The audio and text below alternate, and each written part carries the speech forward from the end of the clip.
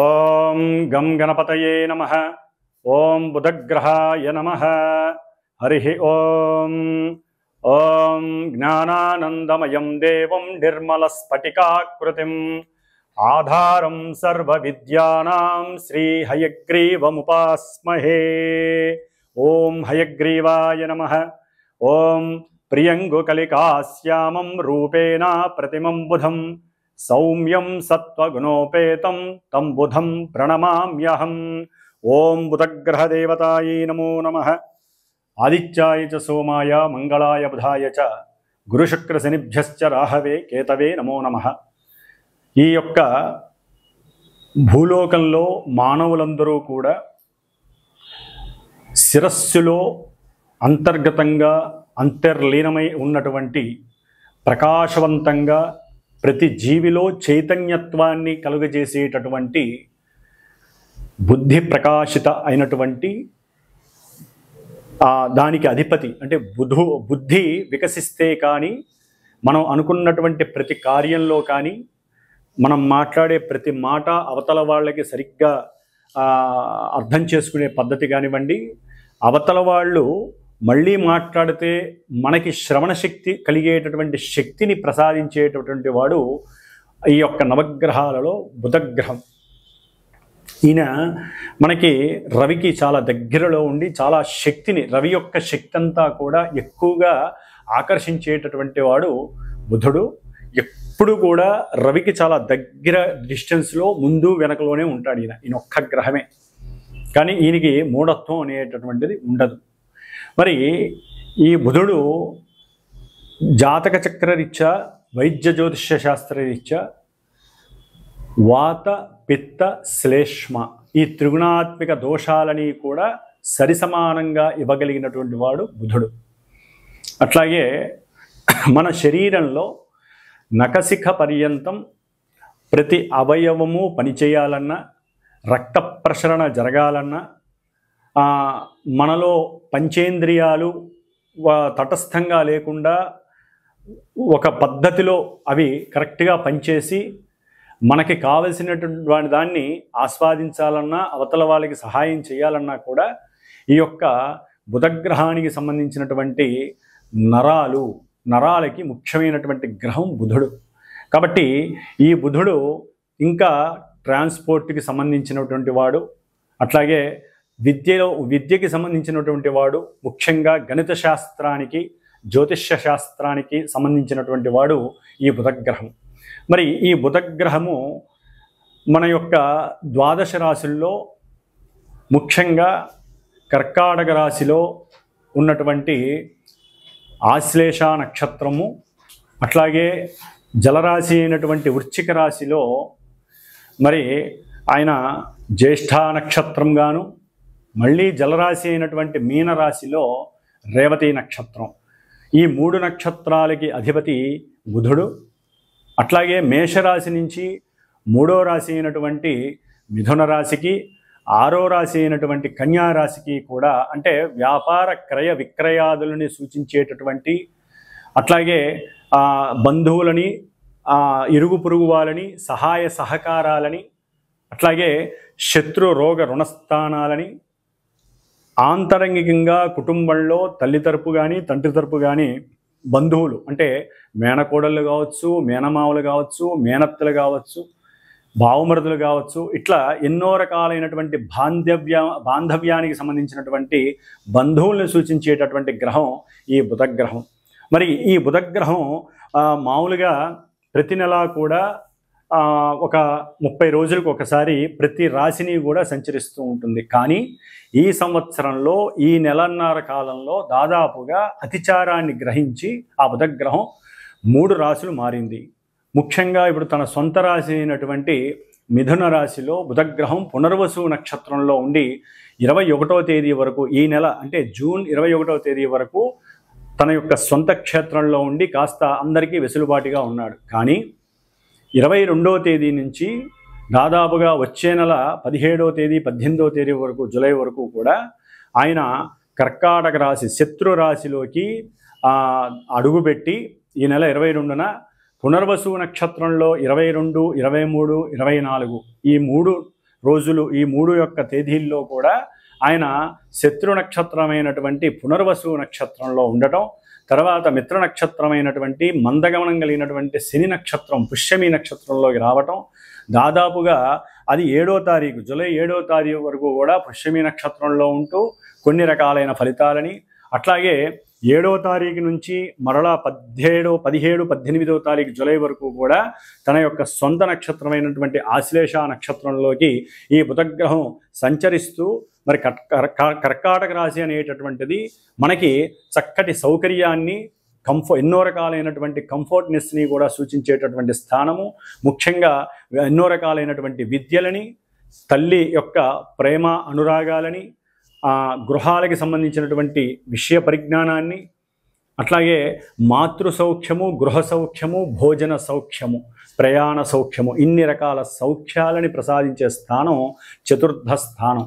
మరి ఇది చంద్రుడు అధిపతి కావటం, బుధుడు ఈ రాశిలోకి రేపు 22వ తారీఖున అడుగుపెట్టి జూలై 18వ తారీఖు వరకు కూడా అక్కడే ఉండి తను నడిచేటటువంటి నక్షత్రానుసారము మరి శత్రు నక్షత్రంలో ఉండి ఆయన ఇచ్చేటటువంటి ఫలితాలు మేషరాశి నుంచి ద్వాదశ రాశులు అంటే మీనరాశి వారి వరకు ఏ రాశుల వారికి ఈయన ఏ ఆధిపత్యాన్ని కలిగి ఏ నక్షత్ర స్థితిలో ఉండి ఎటువంటి ఫలితాలని కలుగు చేస్తాడు అనేటటువంటి విషయ పరిజ్ఞానంలోకి మనం గనక అడుగుపెట్టగా ముందుగా మేషరాశిని మనం చక్కగా మేషరాశి నుంచి మీనరాశి వరకు చక్కగా ఈ నెల రోజులు ఏ విధంగా వారికి బుధగ్రహాన్ని అంటే వ్యాపార గ్రహం, వ్యాపారానికి అన్ని రకాల వ్యాపారాలకి సంబంధించినటువంటి గ్రహం ముఖ్యంగా బుధగ్రహం.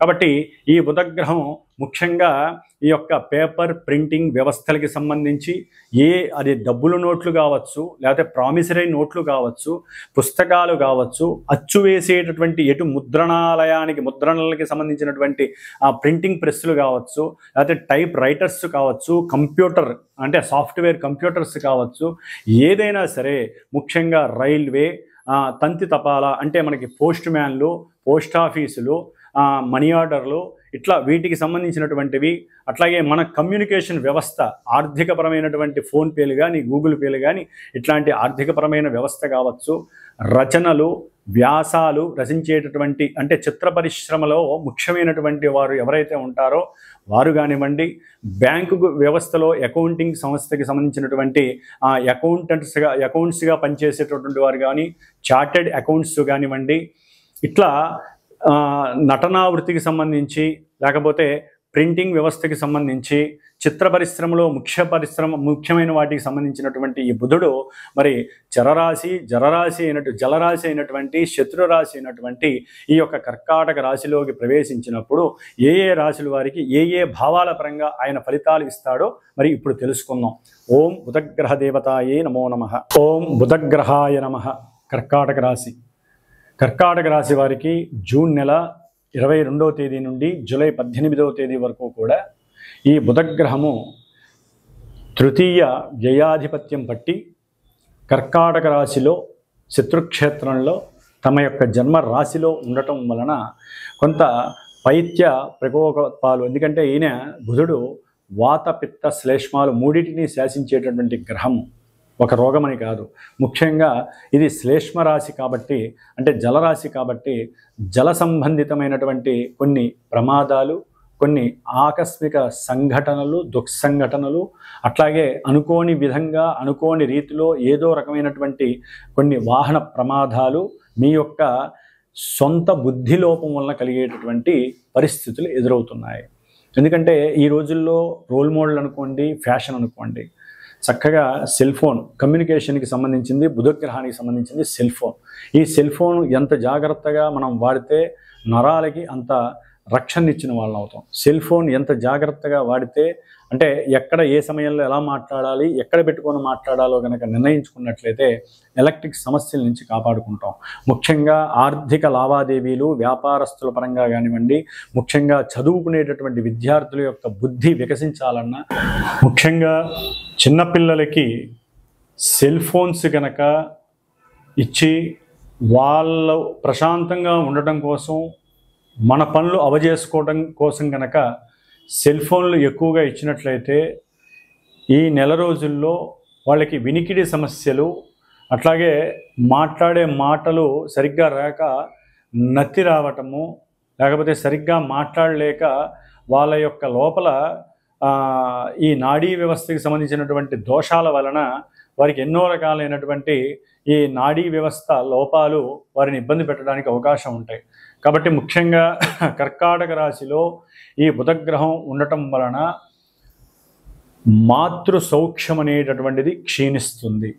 అట్లాగే భోజన సౌకర్యము సరైన సమయానికి అందుబాటులో లేకపోవటం వలన వీరు తమ యొక్క వృత్తిరీత్యా కావచ్చు, తమ యొక్క ఆర్థిక లావాదేవీలు లేకపోతే వ్యాపారపరమైనటువంటి ఇబ్బందుల వలన సమయానుకూలతగా కనుక ఆహారం తీసుకోకపోతే ఈ ఆహార లోపం వలన లోపల కొన్ని వ్యవస్థల్లో లోపాలు కలిగి అసమతుల్యత కలిగి అనారోగ్య లోపాలకు దారితీసే అవకాశం ఉంటుంది. అట్లాగే ఈ బుధగ్రహము ఛాతీ వ్యవస్థని సూచించేటటువంటి కర్కాటక రాశిలో ఉండటం ద్వారా ఊపిరితిత్తులకి సంబంధించినటువంటి ఎన్నో రకాలైన శ్లేష్మ దోషాలు వీరిని వెంటాడే అవకాశం ఈ యొక్క నెల రోజుల్లో కలుగుతుంది.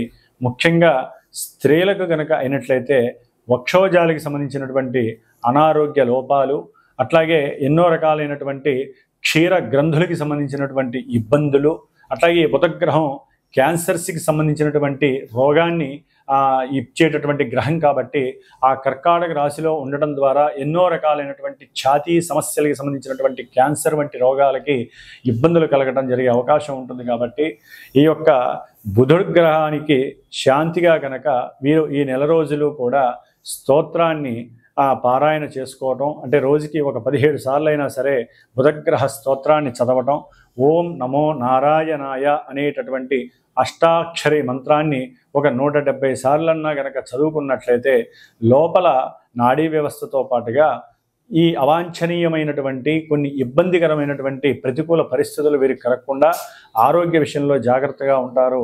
అట్లాగే అన్నదమ్ములతో మాతృపరమైనటువంటి మాత్రార్జితము పిత్రార్జితానికి సంబంధించినటువంటి ఎన్నో రకాలైనటువంటి ఆర్థిక లావాదేవీల గొడవలు ఇబ్బందులు పడే అవకాశం ఉంటుంది.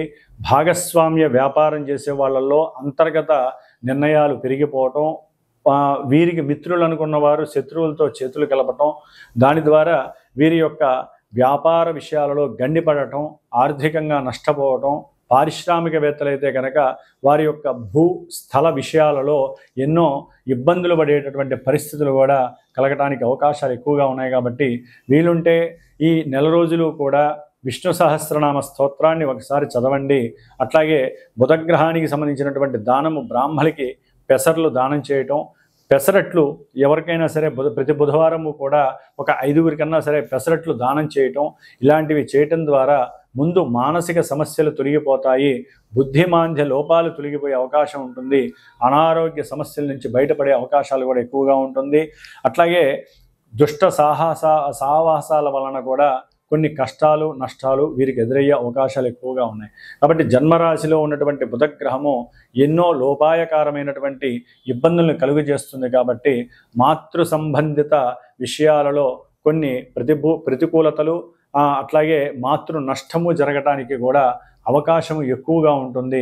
వ్యాపారంలో మీరు గనక సరైన ఆలోచన ప్రక్రియ సరిగ్గా లేకపోయినా, అట్లాగే వ్యాపారాన్ని సరైన సమయానికి పరీక్షించుకోకపోయినా కూడా అంతర్గత శత్రువులు పెరగటం, వ్యాపార నష్టాలు పడి మీరు కష్టాల్లోకి ఇరుక్కోవడం, ఇలాంటివి ఎన్నో జరిగే అవకాశం ఉంటుంది. మీ గృహంలో కూడా కొంత జాగ్రత్తగా ఉండటం మంచిది అని భావన.